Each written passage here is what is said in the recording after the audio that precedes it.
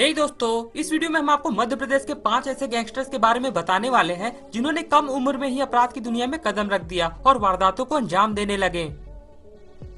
इस लिस्ट में 5वें नंबर पर नाम आता है उज्जैन के कुख्यात गैंगस्टर हेमंत बोखला का। इस पर हत्या के प्रयास और मारपीट के कई आपराधिक मामले दर्ज हैं। इसने जनवरी 2018 में प्रदीप खत्री नामक व्यक्ति को चाकू मारा था। इसके बाद जब प्रदीप खत्री के 3 दोस्त उससे मिलने हॉस्पिटल आए, उसी समय पहले से ही घात लगाकर इंतजार कर रहे हेमंत बोखला उसके साथियों ने तीनों पर चाकू से हमला कर दिया। इस हमले में एक व्यक्ति मारा गया था जबकि 2 लोग गंभीर रूप से घायल हुए थे। इसी मामले में फैसला सुनाते हुए अदालत ने हेमंत बोखला और उसके एक साथी को उम्र कैद की सजा सुनाई थी।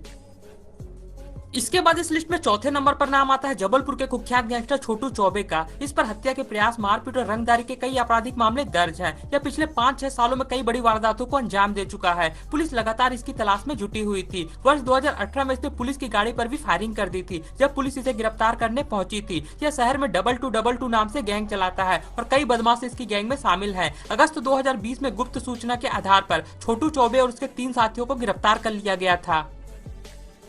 इस लिस्ट में तीसरे नंबर पर नाम आता है इंदौर के कुख्यात गैंगस्टर सलमान लाला का। इस पर हत्या, जबरन वसूली और मारपीट के 30 से ज्यादा आपराधिक मामले दर्ज हैं। यह पिछले कई दिनों से एक फाइनेंसर की हत्या के आरोप में जेल में बंद है, लेकिन जेल में बंद होने के बावजूद यह अपनी गैंग की मदद से अभी भी आपराधिक वारदातों को अंजाम दे रहा है। इसने अपने भाइयों के साथ मिलकर नाबालिग लड़कों की एक गैंग बनाई थी जो इसके इशारे पर वारदातों को अंजाम दिया करते थे। इतना ही नहीं, इस पर नशे व हथियारों की तस्करी के भी कई मामले दर्ज है। यह इंदौर, नागपुर और अजमेर से हथियारों की तस्करी में भी शामिल रहा है।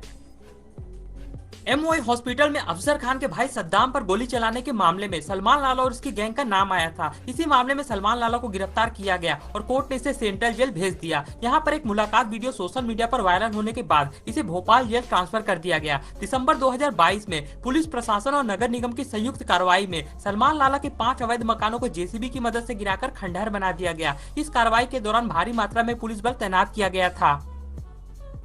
इसके बाद इस लिस्ट में दूसरे नंबर पर नाम आता है सागर के कुख्यात गैंगस्टर आशीष मिश्रा का। इस पर हत्या के प्रयास, अपहरण और मारपीट के 2 दर्जन से ज्यादा आपराधिक मामले दर्ज हैं। यह मूल रूप से मकरोनिया का रहने वाला है। वर्ष 2014 में जब यह सिर्फ 14 साल का था, उसी समय केस में नाम आने के बाद इसने अपराध की दुनिया में कदम रख दिया। इसके बाद वर्ष 2017 तक इसने मारपीट और चाकूबाजी की कई वारदातों को अंजाम दिया। इसी बीच मार्च 2018 में आपसी विवाद की वजह से एक बदमाश ने आशीष मिश्रा को 5 गोली मारी थी, जिससे यह गंभीर रूप से घायल हो गया था और इसे बीएमसी में भर्ती कराया गया। 5 गोली लगने के बाद भी यह बच गया था।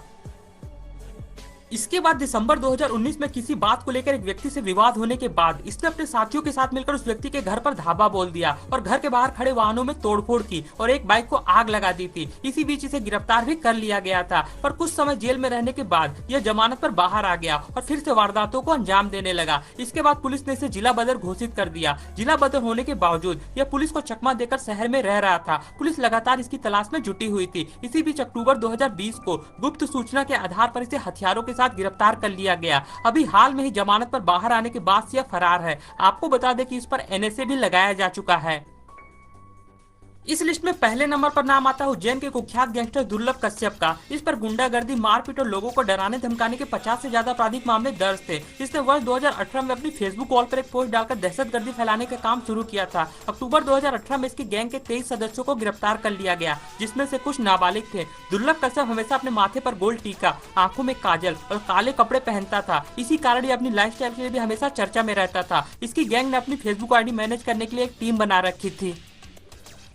सितंबर 2020 में विरोधी गैंग ने चाकू से हमला कर इसकी हत्या कर दी थी। इस वारदात को जीवाजीगंज थाना क्षेत्र स्थित एक चाय की दुकान के पास अंजाम दिया गया था। आपको बता दें कि 7 सितंबर की रात दुर्लभ कश्यप अपने साथियों के साथ उस चाय की दुकान पर आया हुआ था। इसी बीच विरोधी गैंग के कुछ बदमाश भी वहां पहुंच गए। दोनों पक्षों में किसी बात को लेकर विवाद हो गया। इसी बीच दुर्लभ कश्यप ने विरोधी गैंग पर फायर कर दिया, जिसमें शाहनवाज घायल हो गया। इसके बाद शाहनवाज के साथियों ने चाकुओं से गोद कर दुर्लभ कश्यप की हत्या कर दी थी।